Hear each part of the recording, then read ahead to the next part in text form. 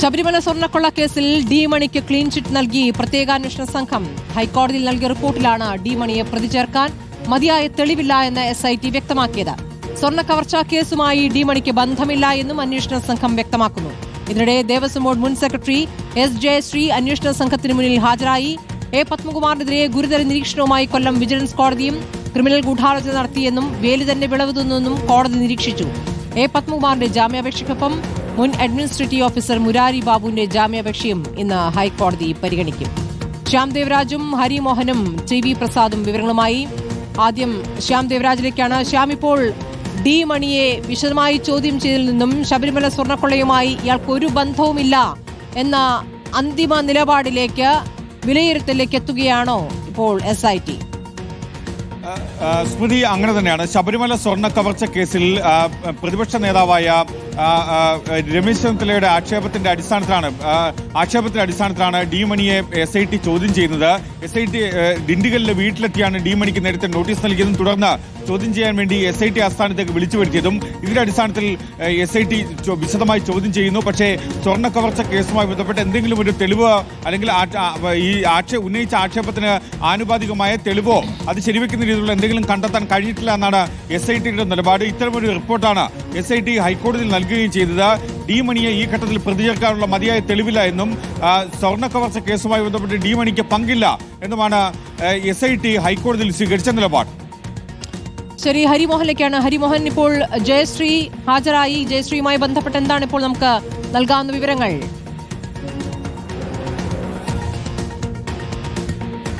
പ്രതി ആദ്യമായാണ് ഈ കേസിലെ 4ാം പ്രതിയായിട്ടുള്ള ദേവസ്വം ബോർഡ് മുൻ സെക്രട്ടറി S. ജയശ്രീ SITക്ക് മുൻപിൽ ഹാജരാകുന്നത്. അതും സുപ്രീം കോടതിയുടെ നിർദ്ദേശപ്രകാരമാണ്. നേരത്തെ അറസ്റ്റ് തടഞ്ഞുകൊണ്ടുള്ള തീരുമാനം ഉണ്ടായപ്പോഴാണ് സുപ്രീം കോടതി പറഞ്ഞത് 8, 9 തീയതികളിൽ അന്വേഷണ സംഘത്തിന് മുന്നിൽ ഹാജരാകണം, ചോദ്യം ചെയ്യലിന് വിധേയമാകണം എന്നുള്ള ഒരു പ്രധാനപ്പെട്ട കാര്യം. അതായത് ജയശ്രീ 4ാം പ്രതി ആയതുകൊണ്ട് തന്നെ ഇതിനോടകം അറസ്റ്റ് ചെയ്യേണ്ട സമയം കഴിഞ്ഞിട്ടുണ്ട്. പക്ഷേ അവരുടെ ആരോഗ്യനില പരിഗണിച്ചുകൊണ്ട് തന്നെയാണ് SIT അത്തരമൊരു നീക്കത്തിലേക്ക് മുതിരാത്തതും പിന്നീട് തുടർന്ന് ജയശ്രീ പല കോടതികളിലായി ജാമ്യാപേക്ഷകൾ നൽകി വന്നിരുന്നതും. ഈ കേസിലെ പ്രധാനപ്പെട്ട ഒരു ചോദ്യം ചെയ്യൽ കൂടിയായി ഇത് മാറുന്നു എന്നുള്ളതാണ്. ഇന്ന് 10 കൂടി തന്നെ ചോദ്യം ചെയ്യൽ ആരംഭിച്ചിട്ടുണ്ട്. ജയശ്രീയുടെ ഉത്തരവാണ് ഉണ്ണികൃഷ്ണൻ പോറ്റിയുടെ കൈകളിലേക്ക് പാളികൾ എത്താനുള്ള കാരണമായി പറയുന്നത്. അതായത് ജയശ്രീ ദേവസ്വം സെക്രട്ടറി ആയതുകൊണ്ട് തന്നെ ദേവസ്വം സെക്രട്ടറിയുടെ ഉത്തരവ്, ആ ഉത്തരവില്ലാതെ അറ്റകുറ്റപ്പണിക്ക് വേണ്ടി ശബരിമലയിലെ ഒരു ഉരുപ്പടികളും ഇത് കൊടുത്തുവിടാൻ പാടില്ല എന്നുണ്ട്. അതുകൊണ്ട് തന്നെ ദേവസ്വം സെക്രട്ടറി ഇറക്കിയിട്ടുള്ള ഉത്തരവ് ഈ കേസിൽ അല്ലെങ്കിൽ സ്വർണ്ണക്കൊള്ളയ്ക്ക് വളരെ സഹായകമായി എന്നുള്ളത് തന്നെയാണ്. ഉണ്ണികൃഷ്ണൻ പോറ്റിയെ സഹായിക്കുന്നതിന് വേണ്ടി ദേവസ്വം ബോർഡ് ഉദ്യോഗസ്ഥർ ഒത്തൊരുമിച്ച് നിന്നുകൊണ്ട് അല്ലെങ്കിൽ ആ കൊള്ളയ്ക്ക് ഒത്താശ ചെയ്തുകൊണ്ട് നടത്തിയ നീക്കത്തിനൊടുവിലാണ് അങ്ങനെ ഒരു ഉത്തരവ് ഉണ്ടായത് എന്നുള്ളതാണ്. ഇതിനകത്ത് നേരത്തെ പത്മകുമാർ അടക്കമുള്ള മറ്റു പ്രതികൾ ഇതിനകത്ത് വാദിച്ചിരുന്നതും സമാനമായിട്ടുള്ള കാര്യമാണ്. അതായത് ദേവസ്വം ബോർഡ് ഭരണസമിതിയുടെ ഭാഗത്ത് നിന്ന് അത്തരം ഒരു ഗുരുതരമായിട്ടുള്ള വീഴ്ച ഉണ്ടായിട്ടില്ല, മറിച്ച് ദേവസ്വം ഉദ്യോഗസ്ഥർ നൽകിയിട്ടുള്ള അഭിപ്രായങ്ങളുടെയും നിർദ്ദേശങ്ങളുടെയും ശുപാർശയുടെയും ഒക്കെ അടിസ്ഥാനത്തിലാണ് ഈ പാളികൾ കൊടുത്തുവിടാനുള്ള തീരുമാനമുണ്ടായത്. മാത്രമല്ല താനല്ല ഈ ഉത്തരവ് പുറപ്പെടുവിച്ചത്, അത് ദേവസ്വം സെക്രട്ടറിയാണ് എന്നതടക്കം ജയശ്രീയുടെ മേൽ പൂർണ്ണമായിട്ടും പഴിചാരിക്കൊണ്ടുള്ള ഒരു നീക്കത്തിലേക്ക് കൂടി പത്മകുമാർ ജാമ്യാപേക്ഷയ്ക്ക് സമർപ്പിക്കുമ്പോൾ ഉണ്ടാവുകയും ചെയ്തിരുന്നു. പക്ഷേ ദേവസ്വം സെക്രട്ടറിക്ക് അന്ന് കൃത്യമായ നിർദ്ദേശം ലഭിച്ചിരുന്നു എന്നത് SITക്ക് ഇതിനോടകം തന്നെ ബോധ്യപ്പെട്ടിട്ടുണ്ട്. ദേവസ്വം ബോർഡ് ഭരണസമിതിയിൽ നിന്ന് ഇത്തരത്തിലൊരു നീക്കം അല്ലെങ്കിൽ ദേവസ്വം ബോർഡ് ഭരണസമിതിയുടെ ഭാഗത്ത് നിന്ന് ഉണ്ണികൃഷ്ണൻ പോറ്റിയുമായി ചേർന്നുകൊണ്ട് ഒരു ഗൂഢാലോചന നടത്തുകയും ആ ഗൂഢാലോചനയുടെ ഫലമായി ഉദ്യോഗസ്ഥർ ഇതിനെ കൂട്ടുനിൽക്കുകയും ചെയ്തിട്ടുണ്ട്. ആ ഫയൽ നീക്കം പോലും അങ്ങനെയാണ് ആരംഭിക്കുന്നത്. മുൻ അഡ്മിനിസ്ട്രേറ്റീവ് ഓഫീസർ അല്ലെങ്കിൽ ആ സമയത്ത് അഡ്മിനിസ്ട്രേറ്റീവ് ഓഫീസറായിട്ടുള്ള മുരാരി ബാബുവിന്റെ ഭാഗത്ത് നിന്ന് ഒരു ഫയൽ നീക്കം ഉണ്ടാകുന്നു. അതിനൊടുവിലാണ് ഇങ്ങനൊരു ഉത്തരവ്, അതായത് ചെമ്പുപാളികൾ എന്ന് രേഖപ്പെടുത്തിക്കൊണ്ടുള്ള ഉത്തരവ് പുറത്തിറങ്ങുന്നത്. അതായത് സ്വർണ്ണമാണ് എന്നുള്ള കാര്യം മറച്ചു വെച്ചുകൊണ്ട് ആ വാക്ക് ഒഴിവാക്കിക്കൊണ്ട് മറിച്ച് ചെമ്പുപാളികൾ എന്ന് എഴുതി വെച്ച് അത് ഉണ്ണികൃഷ്ണൻ പോറ്റിക്ക് കൊടുത്തുവിടാനുള്ള തീരുമാനം ദേവസ്വം ബോർഡ് സെക്രട്ടറിയിൽ നിന്ന് ഉണ്ടായി എന്നുള്ളതാണ് ഇതിനകത്ത് ഏറ്റവും പ്രധാനപ്പെട്ട കാര്യമായി തുടക്കം മുതൽക്ക് തന്നെ വന്നിരുന്നത്. പക്ഷേ ജയശ്രീ ഒറ്റക്കല്ല അങ്ങനെ ഒരു തീരുമാനം എടുത്ത് തന്നെ SIT ഉറപ്പിച്ചു പറയുന്നു. അതിന് എല്ലാവിധത്തിലുള്ള പിന്തുണയും സഹായവും ഗൂഢാലോചനയും ഒക്കെ തന്നെ നടന്നിരുന്നു. അത് ദേവസ്വം ബോർഡ് ഭരണസമിതിയിൽ നിന്ന് കൂടിയാണ്.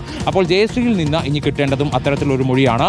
ആരുടെ നിർദ്ദേശപ്രകാരമാണ് ചെമ്പുപാളികൾ എന്ന് രേഖപ്പെടുത്തിക്കൊണ്ട് പാളികൾ ഉണ്ണികൃഷ്ണൻ പോറ്റിക്ക് കൊടുത്തുവിടാൻ വേണ്ടിയുള്ള ഉത്തരവ് പുറപ്പെടുവിച്ചത് എന്നുള്ളത് ദേവസ്വം ബോർഡ് ഭരണസമിതിയിൽ നിന്നാണോ അതല്ലെങ്കിൽ ഉന്നതരായിട്ടുള്ള മറ്റേതെങ്കിലും വ്യക്തികളിൽ നിന്ന് ഇത്തരത്തിലുള്ള നിർദ്ദേശം ലഭിച്ചിട്ടുണ്ടോ എന്നതടക്കമുള്ള കാര്യങ്ങളിൽ ജയശ്രീ ഇന്നൊരു വ്യക്തത വരുത്തും എന്നുള്ളതാണ് ഈ കേസിലെ ഏറ്റവും പ്രധാനപ്പെട്ട കാര്യം.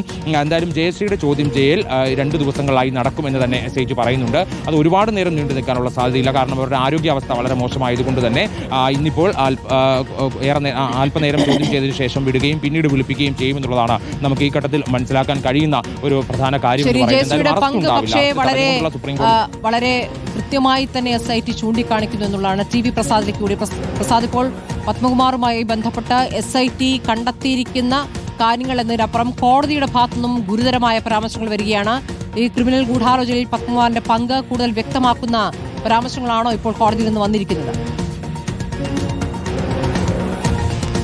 ഉറപ്പായും സ്മൃതി, കോടതിയുടെ ഭാഗമായി തന്നെ അങ്ങനെ പ്രസ്താവനകൾ ഉണ്ടാകുന്നു എന്നുള്ളതാണ്, ആ കോടതിയുടെ കണ്ടെത്തൽ ഉണ്ടാകുന്നു എന്നുള്ളതാണ്. ക്രിമിനൽ ഗൂഢാലോചന നടത്തി എന്നാണ് കോടതി കണ്ടെത്തിയിരിക്കുന്നത്. മാത്രമല്ല വേലി തന്നെ വിളവ് തിന്നു എന്ന പ്രയോഗം കൂടി കോടതിയിൽ നിന്നുണ്ടായതിൽ കാര്യങ്ങൾ വ്യക്തമാണ്. അതായത് ഇതിൻ്റെ എല്ലാം ചുമതലക്കാരായി സർക്കാർ നിയോഗിച്ച അന്നത്തെ ദേവസ്വം ബോർഡിന്റെ പ്രസിഡന്റ് തന്നെ ക്രിമിനൽ ഗൂഢാലോചന നടത്തിക്കൊണ്ടാണ് ശബരിമലയിലെ സ്വർണ്ണക്കൊള്ള നടത്തിയത് എന്ന് കോടതി ഇപ്പോൾ സ്ഥിരീകരിക്കുന്നു എന്നുള്ളതാണ്. കോടതി അങ്ങനെ ഒരു നിഗമനത്തിലേക്ക് എത്തുന്നു എന്നുള്ളതാണ്.